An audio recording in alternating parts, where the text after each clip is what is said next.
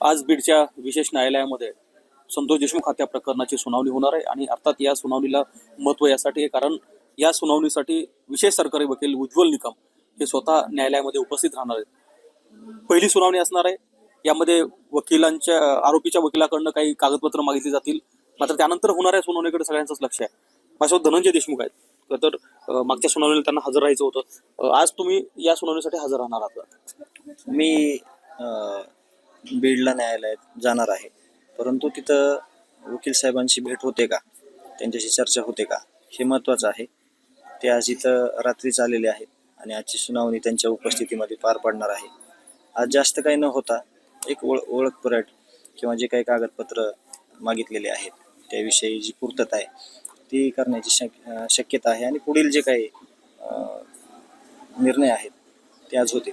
पण काय वाटतं तुम्हाला की यापूर्वी न्यायालयामधला जो काही आपला अनुभव आहे कामकाजाचा, यापूर्वी सरकारी वकिलांनी ज्या पद्धतीने बाजू लावून धरली सगळी सरकारी पक्षाची, काय अपेक्षित आहे की आज काय झालं पाहिजे सरकारी पक्षाकडून?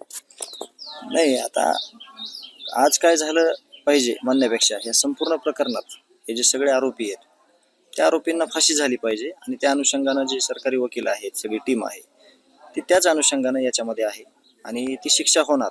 कारण का काल मुख्यमंत्री साहेबांना देखील सभागृहात याविषयी 2 शब्द बोललेले आहेत की या आरोपींना सर्वोच्च शिक्षा होणार आहे। त्यांनी CID संदर्भात बोलले, त्यांनी SIT संदर्भात बोलले, म्हणून अपेक्षित एकच आहे की यांना शिक्षा जेवढ्या लवकर होईल, आजपासून जे काही निकम साहेबांच्या उपस्थितीमध्ये आज जे काही सुनावणी होणार आहे आजपासूनची, त्यात यांना कठोरातली कठोर शिक्षा, फाशीची शिक्षा झाली पाहिजे। हीच पहिल्या दिवशीपासून आपल्याला जोपर्यंत हे फासावर जात नाहीत तोपर्यंत हीच अपेक्षा आणि हीच विनंती आहे त्यांना की याच पद्धतीने त्यांनी कारवाई करावी। 100 दिवस मागचे जे झाले त्या 100 दिवसामध्ये बऱ्याच गोष्टी अशा होत्या की सुरुवातीला गुन्हा दाखल करण्यासाठी आपल्याला आंदोलन करावं लागलं, त्यानंतर आपला आक्रोश बघून वाल्मिक कराड यात दोषी झाले, वाल्मिक कराडवर मकोका अंतर्गत कारवाई करावी म्हणून आंदोलन झालं।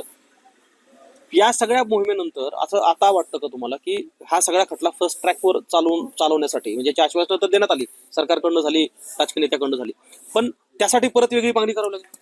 नाही, करण्याची वेळ आली तर आम्ही त्याला कुठंही कमी पडणार नाहीत। जे काही गावकरी आहेत, ज्या गावकऱ्यांना हे सगळं जे प्रकरण आहे महाराष्ट्रभर केलेलं आहे, जे गावकरी 20-25 तास रस्त्यावर बसून राहिले, लहान लेकरं, महिला, वृद्ध पुरुष, हे सगळे जे बसले, सगळ्यांनी जे हे धरून ठेवलं प्रकरण, त्यामुळं आम्हाला कुठल्या जरी स्टेपला जायची वेळ आली तरी गावकरी कुठंच मागं सरकत नाहीत आणि नक्कीच आम्हाला ज्या काही मागण्या आहेत रास्त त्या आमच्या पूर्ण केल्या जातील अशी आम्हाला अपेक्षा आहे आणि त्या अपेक्षा आमची पूर्ण होईल। पण फर्स्ट ट्रॅक कोर्टात हे चालावं अशी मागणी आपली यापूर्वी होती, पण त्या संदर्भात कुठली कारवाई होताना पाहायला मिळते का? तशी सरकारकडनं घोषणा झाली आहे का, किंवा तशी प्रक्रिया चालू आहे का? आजची सुनावणी झाली त्या संदर्भात जर आज सविस्तर बोलणं झालं वकील साहेबांना तर आम्ही आजच ही गोष्ट क्लिअर करू, किंवा 1-2 दिवसांनी त्यांनी आम्हाला तारीख दिलेली आहे भेटायची सविस्तर चर्चा करण्यासाठी। त्या दिवशी आम्ही हा सगळा मुद्दा घेऊ आणि त्या दिवशी नक्की त्यासाठी काय करता येणार आहे आम्हाला, किंवा सरकारतर्फे काय त्याची प्रोसेस चालू आहे त्याविषयी आम्ही जाणून घेऊ आणि लवकरात लवकर फास्ट ट्रॅकवर कसं येईल हे प्रकरण आणि लवकरात लवकर निकाल लागून यांना फाशी कशी होईल या संदर्भात आम्ही चर्चा करू। कृष्णा आंधळे आणखी सापडला नाहीये, तर कृष्णा आंधळे फरार असणं आणि त्याचा या गोष्टीवर परिणाम होत नाही या सगळ्या तपासावरती, किंबहुना कोर्टात सुनावणीच्या वेळी या सगळ्या आरोपीमध्ये एक आरोपी आणखी पोलिसांना आढळून आलेला नाही? आता यात अपेक्षित असा विषय आहे की जो कृष्णा आंधळे आहे त्याची शोध मोहीम चालू आहे अशी मी माहिती घेतलेली आहे की पथकं त्याच्या मागावर आहेत, CIDचे, पोलीस यंत्रणेचे।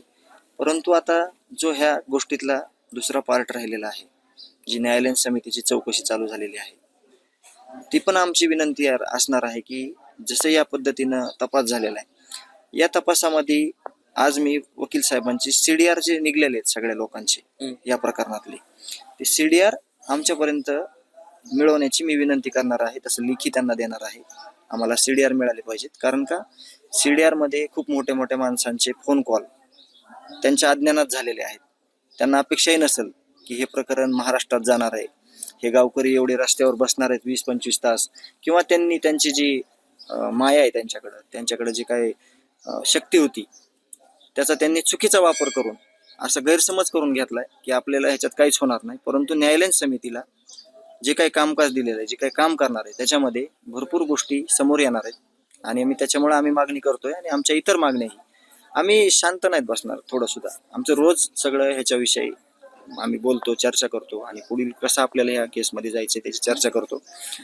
तर ही देखील खूप महत्वाचा विषय मोठी आहे. माणसं म्हणजे कोण? कोणी असू शकतात. न्यायालयीन समितीचा उद्देश असा आहे की आता तुम्हाला कळलंय, आता सगळ्यांना कळलंय की ही हत्या कोणी केली, परंतु ही हत्या करताना काय कारण आहे हत्याचे, इथं काय वलय तयार होतं जिल्ह्यामध्ये, इथं कुठला एखादी संस्था किंवा कुठला एखादा व्यक्ती याला कारणीभूत आहे, याच्या चौकशीसाठी न्यायालयीन समिती स्थापन केलेली आहे. आणि त्याच्यामध्ये लवकरच अहवाल असा येईल की 100% याच्यामध्ये ज्यांना कोणाला वाटत असेल की आपण याच्यातून बाहेर आलो, ते नक्कीच याच्यामध्ये आल्याशिवाय राहणार नाहीत असा आम्हाला विश्वास आहे. नक्कीच. तर आपण ऐकलं की धनंजय देशमुख जे मागणी करतायत की केवळ चौकशीची माहिती नाही तर CDR ज्या लोकांनी एकमेकाशी बोललं झालं होतं त्यात कोण कुणाला काय बोललं हे सुद्धा कळलं पाहिजे. अर्थात यामध्ये अनेक लोक आहेत ज्यांचा संपर्क झाला होता असा ते दावा करतायत.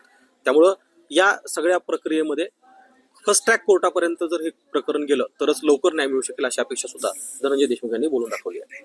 गोविंद शेळके, ABP माझा, मसाजोग, बीड.